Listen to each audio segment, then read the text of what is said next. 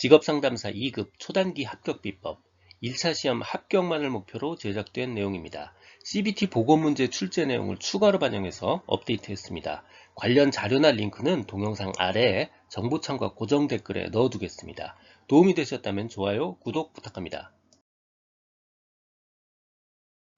고용24 개요입니다. 고용24 사이트의 주 메뉴 구성은 채용정보, 취업정보, 실업급여, 직업능력개발, 그리고 출산휴가, 육아휴직으로 되어 있습니다. 그러니까 일자리 갖고 싶은 사람 하고요. 출산휴가, 육아휴직 하고 싶은 사람들이 관심 있는 정보들로 주 메뉴가 꽉 차 있습니다. 자, 기업 회원, 그러니까 기업가는요, 고용24 사이트에서 인재정보 검색할 수 있고요.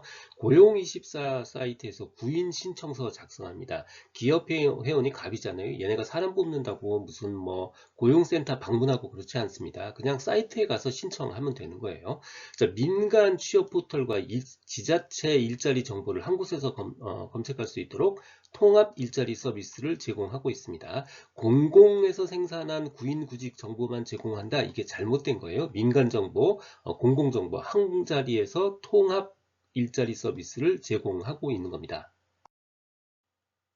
고용24 제공 정보는 학과정보, 직업동영상, 신직업 같은 게 있습니다. NCS, 국가직무능력표준 NCS는 제공되지 않습니다. 제공 정보의 형태는 대부분 백분위 점수의 중요도 형태로 제공합니다. 그러니까 상대적 중요성 정도를 직업 간 비교해서 100점 만점으로 제공합니다. 같은 이야기예요. 직업 가치관, 성격, 업무 활동 중요도, 만족도 등 정보를 백분위 중요도 형태로 제공합니다.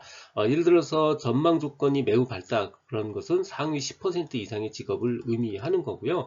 하지만 임금은 이렇게 백분위 점수 형태로 제공할 수 없죠. 자, 예외가 그래서 평균 임금이에요. 임금 정보는 절대값 형태로 제공이 되고요. 그 임금 정보 제공 사례는 하위 20%는 얼마고, 중위값은 얼마고요. 상위 20%는 얼마다, 이런 형태의 절대값 형태로 제공이 되고 있습니다. 고용24에서 제공하는 학과 정보입니다. 그 중에 계열별 검색을 할 수 있고요. 계열에는 인문계열, 사회계열, 교육, 자연, 공학, 의학, 예체능 이렇게 구분이 되어 있는데요. 자, 이거 다 외우지 마시고요. 아닌 거, 문화관광 계열은 없습니다. 계열 중에 문화관광 계열은 없습니다. 각 계열별로 학과들이 굉장히 많죠. 실제로 이 계열에 속한 학과는 뭐냐, 이 학과는 어느 계열에 속하느냐, 이런 문제들이 굉장히 많이 출제되고 있기 때문에 사실 이 부분을 다 기억을 해야 됩니다. 그런데 우리가 이걸 다 기억할 수 있다면 굳이 이런 강의 안 들어도 됩니다. 자, 쉽게 제가 답을 선택할 수 있는 방법 알려드리도록 할게요. 자, 먼저요, 모든 학과를 다 기억하려 하지 마시고요, 자연 계열에 집중하는 겁니다. 자, 자연 계열 중에서도 특히 공학자가 붙어 있는 과들이 3개 있어요. 자, 그 중에 2개요.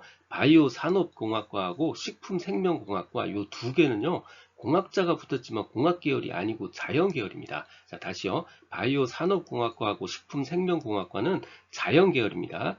식품생명공학과는 식품공학과라고도 불러요. 자, 이것도 자연 계열입니다. 그 다음 바이오 산업공학과는 유사 이름이 굉장히 많습니다. 생명학과, 생명과학과, 생명공학과, 이거 모두 다 바이오 산업공학과입니다. 자, 바이오 산업공학, 식품생명공학과, 요 모두 자연 계열이다. 자, 두 번째요. 수의학과는 의학자가 붙었지만 의학 계열이 아닙니다. 이거 자연 계열이에요. 자, 세 번째요. 수산학과는 자연 계열인데 이게 최근에 이름을 하나 바꾼 학교가 있어요. 수산학과 대신 해양생명과학과 이렇게 이름을 바꿨습니다. 해양생명이 뭐냐면 결국 수산물이에요. 수산물이 해양생명입니다. 그러니까 결국 수산학과와 해양생명과학과는 같은 과입니다. 마찬가지로 자연계열이다. 요 자연계열 요 부분까지만 정리를 해도요. 나머지 부분들이 굉장히 깔끔하게 보이기 시작할 겁니다. 나머지 학과 중에서 기억해야 되는 부분요. 공학 계열 중에서 공학자가 안 붙은 과가 2개 있습니다. 첫 번째는 조경학과고요. 두 번째는 안경광학과입니다. 조경학과, 안경광학과, 이거 둘 다 공학 계열입니다. 두 번째 인문 계열 중에서 문헌정보학과, 이거 예전에 도서관학과입니다. 문헌정보학과 주로 책 다루는 데죠. 종교, 철학 다 책 다루는 곳 인문계열이고요. 사회계열에는 경찰행정학과, 국제학부, 지리학과 이런 것들이 있습니다. 학과 정보 관련해서 워크넷이 제공하고 있는 내용이요. 각 관련 학과 개설대학 진출 직업, 취득 자격 면허 이거 다 제공합니다. 특히 취득 자격 면허에 관련해서 국가 자격과 민간 자격을 모두 제공합니다. 국가 자격만 제공된다. 이거 잘못된 오답이에요. 국가 자격, 민간 자격 다 같이 제공하고 있습니다. 그 다음 졸업자의 평균 연봉은 제공되지 않습니다. 졸업자 평균 연봉 제공되지 않습니다. 듣고 계신 강의는 직업상담사 2급 초단기 합격 비법의 핵심 이론 파트입니다.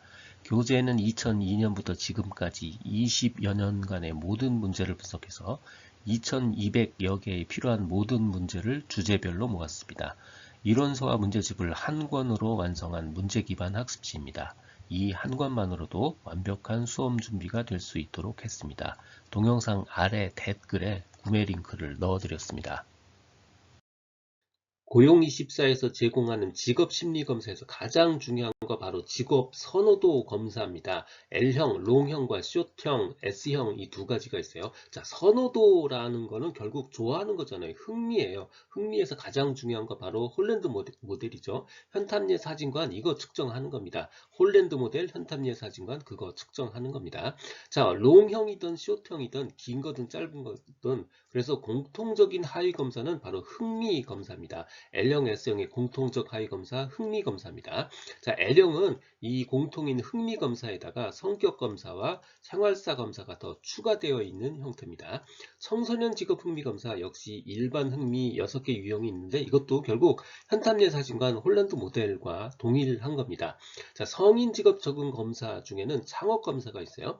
창업에서 가장 중요한 개념 바로 문제 해결 능력이죠. 자, 문제 해결 능력이 포함된 검사 바로 창업 검사입니다. 문제 해결 능력, 창업 검사와 연계지어서 기억해 두는 게 좋습니다. 성인형 직업 적성 검사, 적성 요인과 하위 검사의 내용에는 이거 말고도 굉장히 많은 내용이 있습니다. 하지만 그 많은 걸 다 공부하는 건 별로 효과적이지 않은 공부 방법이고요. 그래서 출제 이력이 있는 것만 뽑았습니다. 자, 첫 번째 사물 지각력, 이 지각이란 단어에 집중하세요. 결국 지각 능력을 검사하는 거고요. 이거 속도 검사입니다. 빨리빨리 검사한다는 뜻이죠. 자, 가운데 직선을 기준으로 왼쪽에 숫자, 문자, 도형 같은 것들이 있고요. 이게 왼쪽과 오른쪽이 같은지를 빠르게 판단하는 것 이게 바로 사물 지각력이에요. 협응 능력 결국 두 개의 협응 능력을 판단하는 거죠. 눈과 손의 협응 능력을 판단하는 겁니다. 이거 기호쓰기 검사의 일종이고요. 눈과 손이 협응해서 세밀한 작업을 빠른 시간 내에 정확하게 해내는 능력을 검사하는 겁니다. 사고 유창성 검사 생각하는 것이 얼마나 유창한가라는 거죠. 마찬가지로 짧은 시간 내에 얼마나 많은 아이디어를 개발해내는가 여기서 말하는 유창성은 아이디어 도출입니다. 짧은 시간 내에 많은 아이디어 개발해내기 사고 유창성 검사입니다. 고용24에서 제공하는 청소년을 대상으로 하는 심리검사는 첫 번째는 청소년 직업 흥미 검사가 있고요. 고교 계열 흥미 검사 이 두 종류가 있습니다. 직업과 고교 계열 흥미 이렇게 두 가지가 있어요. 고교 계열 흥미 검사, 청소년 직업 흥미 검사. 자, 고교 계열 흥미 검사에서 알아둬야 될 거. 고교 계열 흥미 검사는요. 지필 검사 제공되지 않습니다. 다 인터넷으로만 검사할 수 있어요. 자, 청소년 직업 흥미 검사는 먼저 일반 흥미 6개 유형으로 구분하고요. 그걸 다시 세분화해서 기초 흥미 13개로 구분하고요. 개인의 특성을 분석하는 3개의 하위 척도가 되어 있습니다. 가치관 척도 없습니다. 자, 가치관 척도 없어요. 일반 흥미 6개는 그냥 현탐예 사진관 재는 거고요. 그 일반 흥미를 잰 다음에 그걸 다시 세분화해서 13개의 기초 흥미 분야로 세분화시키고요. 개인의 특성을 별도로 분석합니다. 개인의 특성의 분석은 하위 척도 3가지가 있어요. 활동 척도, 자신감 척도, 직업 척도 이렇게 3가지로 구성되어 있습니다. 채용정보 검색 조건이요. 임금, 학력, 경력, 고용 형태, 희망 직종, 근무 지역 너무 많아요. 오답을 주목하는 게 훨씬 더 효과적인 방법입니다. 연령별로 채용정보 검색할 수 있다. 이거 오답입니다. 연령 없고요. 근로시간 없어요. 연령 없고요. 근로시간 없습니다.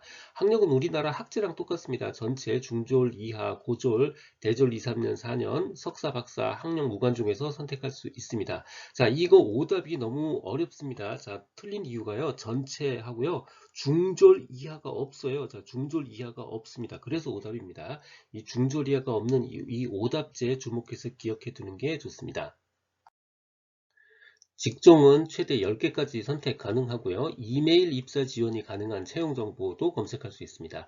재택근무 가능 여부 검색 가능하고요. 임금은 연봉, 월급, 1급, 시급별로 최소 금액, 최대 금액을 직접 입력할 수 있습니다. 교대 근무 여부, 고용 형태, 장애인 희망 채용 여부도 검색 조건에 해당됩니다. 채용 정보의 기업 형태로 보면 먼저 규모별로요. 대기업, 강소기업, 벤처기업, 중견기업이 있어요. 중소기업 없습니다. 중소기업 없습니다. 기업 소유자별로는 외국계 기업이 있고요. 공 시리즈 있어요. 공무원, 공기업, 공공기관이요. 그리고 코스피, 코스닥 이렇게 나눠져 있습니다. 특징별로는 일학습 병행기업, 그리고 가족 친화기업, 청년 친화 강소기업이 있습니다. 친화가 두 개예요. 자, 친화 중에 없는 거요. 장애 친화 없고요. 환경 친화 없습니다. 장애 친화, 환경 친화 없고요. 다문화 가정 지원 기업 이거 없습니다. 금융권 기업도 없습니다. 이 내용은 블로그와 전자책에 동일하게 그대로 있습니다. 도움이 되셨다면 좋아요, 구독 부탁드립니다. 지금까지 라디캠지기 꾸벅이 박종규였습니다. 감사합니다.